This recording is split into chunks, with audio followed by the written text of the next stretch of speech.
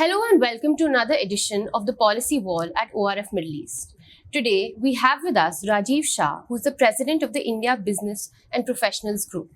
Welcome, Rajiv. Thank you, Samriddhi, and thank you to ORF Middle East for getting us here to have a dialogue on something which is very, very important in the Indo-UAE relations. So it's a pleasure to be here. Right. So, getting right into it, we have seen that India and UAE have witnessed a remarkable deepening of their economic ties, especially after the CEPA. So, from your vantage point in the Indian business community, how has this growing strategic partnership translated into opportunities on ground for Indian professionals as well as Indian entrepreneurs? Correct. So, I think Indo-UAE relations have been pretty strong for a very, very long time, and right from the olden days when we were exporting foods and food products, and we had UAE exporting dates and pearls, etc. So it's a very old relationship, and especially after 2014, when the recent Prime Minister Narendra Modi has come into power, and his first visit to UAE in 2015, which is almost after 35 years, I think the relationship has taken a new turn. And it's probably peaking at the right time. And the Indo-UAE relationship and what's happening, I mean, the current trade is close to $60 billion, and we're expecting the trade to increase to almost $100 billion in 5 years. And the strength comes from the fact that there are almost 4 million Indians in UAE.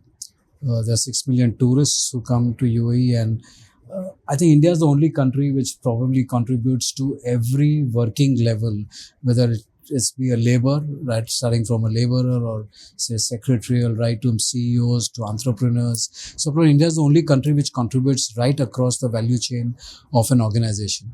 I'm a chartered accountant. I've been here for more than now 25 years.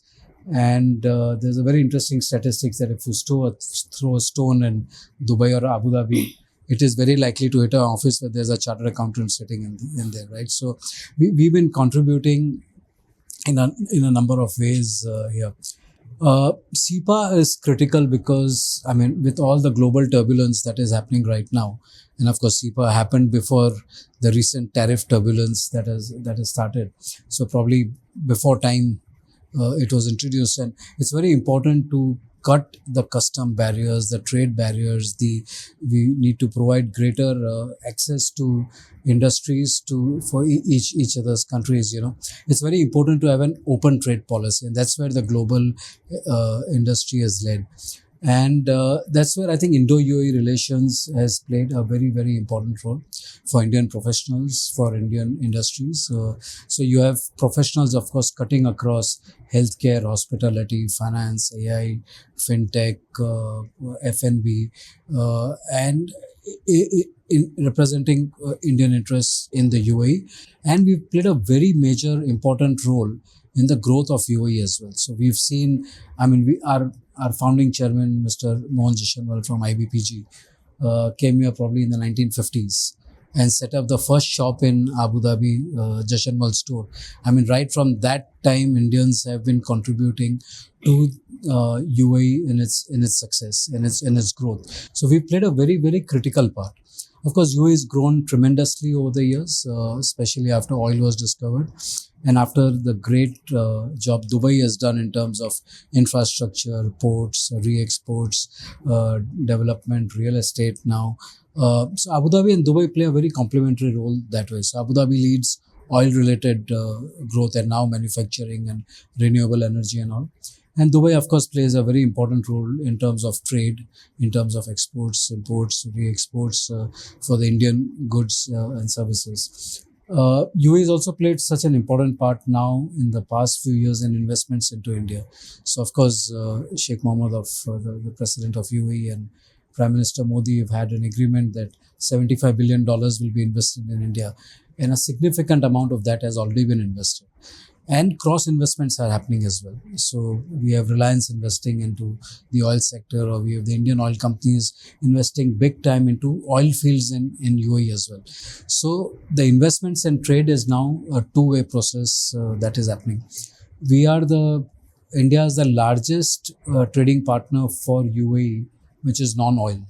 and contributing to almost 14% of UAE's exports. So we are, and probably UAE is the second largest in trading partner for India. So I think what is important is that both countries are contributing to each other's growth and success. And that's where the strength of the relationship comes from as well. So I think tariff reductions, zero tariffs, zero custom duties as part of CEPA, the service sector growth in terms of IT, fintech, renewables. Now AI is playing such an important role, and Abu Dhabi especially, IBPG is doing an event next month on how AI is changing the landscape. I belong to the entertainment industry now. Of course, this president of IBPG is more voluntary work that we do. But I belong to the entertainment sector, and the amount of work that is happening on films in UAE, and especially Abu Dhabi 2454, what is happening? AI, the way integration of AI is happening. So all this is leading to a very strong relationship between the two countries. Right. So I think you did spell out how integrated Indian talent and Indian businesses are in the UAE economy. But I also want to know that if you feel that there is anything more that can be done to further ease the journey of Indian businesses, especially MSMEs, that are looking to expand or relocate to the UAE. True. So I think it's a very important question because SMEs and MSMEs play a very important role in any country's growth. If you look at UAE also, 90% of the companies are SMEs. If you look at India, or for that matter China, or any other big economy, 60 to 65% of GDP is contributed by SMEs. So SMEs provide employment, SMEs contribute to the GDP in a variety of ways that we cannot even fathom, right? I think one of the things probably UAE can do better is in terms of company formations, in terms of opening bank accounts, because I've also practiced in this area. Sometimes these become irritants in the process. So there are certain things that can be done by the UAE better, that can be done by the Indian companies better in terms of company formation, opening bank accounts, creating relationships between the thing. One of the biggest hits which UAE has taken in the last few years is SME banking and the access to funds to SMEs. And that is something that Indo-UAE should very strongly think about, since a lot of Indian SME businesses are now coming to UAE. Is there a way a fund can be set up? And I think ORF can play a great role in that, as if an export guarantee type of a fund can be set up, or an SME funding can be set up, which it could be an Indo-UAE collaboration. And that helps when an Indian SME comes here and sets up business here, or a homegrown SME funded and promoted by an Indian is there. Can we fund the businesses in a much better manner than it is happening currently? So today, if you go around and ask the SMEs, getting funding is almost impossible, whether it's say advance payment guarantees or performance bonds or LCs or working capital finance, because it requires in most cases a security to be given.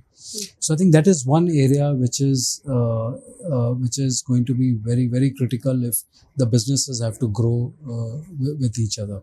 Of course, talent mobility is another thing, because the requirement that UAE has today has changed over the last 10 to 15 years in terms of the type of talent that is required here. So we as Indians have to play that important part in getting the right talent to come to the UAE, so that they immediately integrate into, because it's becoming tech driven. UAE is becoming a lot of tech driven. So we need to send the right talent here in terms of creating, because Indians have always been at the forefront of contributing, and we need to ensure we continue to do that. And so that's another important thing. And one last thing I would say is digital integration, if that is possible, and creating marketplaces. One great thing which has been done is creation of the Bharat Mart in Jebel Ali. I think more such initiatives need to be taken, and B2B commerce level, which can be made digital. So rather than people having to find their suppliers or buyers or distributors, etc., if a very strong B2B workplace can be created digitally, and both countries are leading in a big way in digital way. That will aid the commerce and the trade development in a big way, and which does not exist today. So IBPG does play a role in making. One of the objectives of IBPG and the vision of IBPG is Indo-UAE trade. And whenever there are delegations who are visiting from India or delegations who are visiting from UAE to India, we participate in that. Our board members participate in that. We host events for various states, delegations which come from India. We host events with our members and our wider diaspora to see how these business connects can happen. Of course, IBPG being an not-for-profit body again, so we do it more as a platform that we provide to the states and the visiting delegations on either side. We work very close with the embassy as well. We work closely with the consulate and other think tanks that operate now. We're very glad to also connect with ORF. And I think these are 3 to 4 things which are very critical. But if I would mention 2 top things that can be done, is really the funding. If we can create an SME funding interface for the 2 countries, and a digital trade, if that can be established, where B2B connectivity happens on its own, then that will go a long way in promoting trade between the 2 countries. Yeah. Right, that is very interesting and helpful to know. But I do want to pick on something that you had mentioned, I think, in your opening remarks about Indian talent, and you also mentioned it just now. That is that Indian talent does contribute to different stratas of a company, and it is integrated into all levels of a company.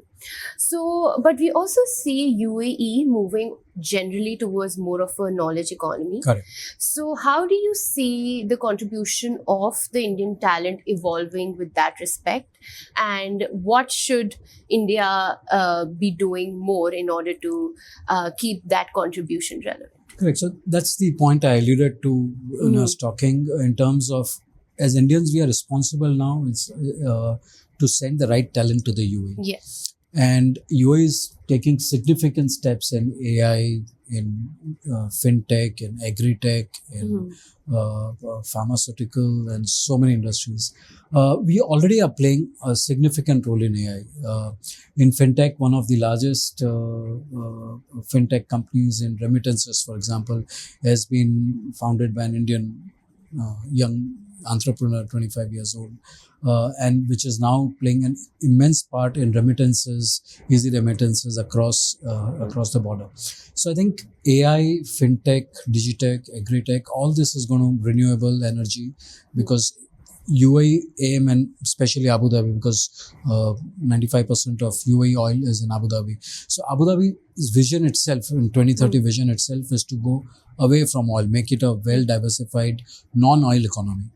And that's where renewables are playing a very important part, whether it's solar, whether it's wind, it's hydrogen, water, whatever. And India has taken huge strides in solar power, for example. So all these are areas where the talent from India, if we can send the right talent by way of either could be permanent employees, or it could be joint ventures and partnerships with the UAE entities, can play a major role, because the type of trade is changing. Gone are the days when we used to do pearls and food trade. I mean, that's now decades ago.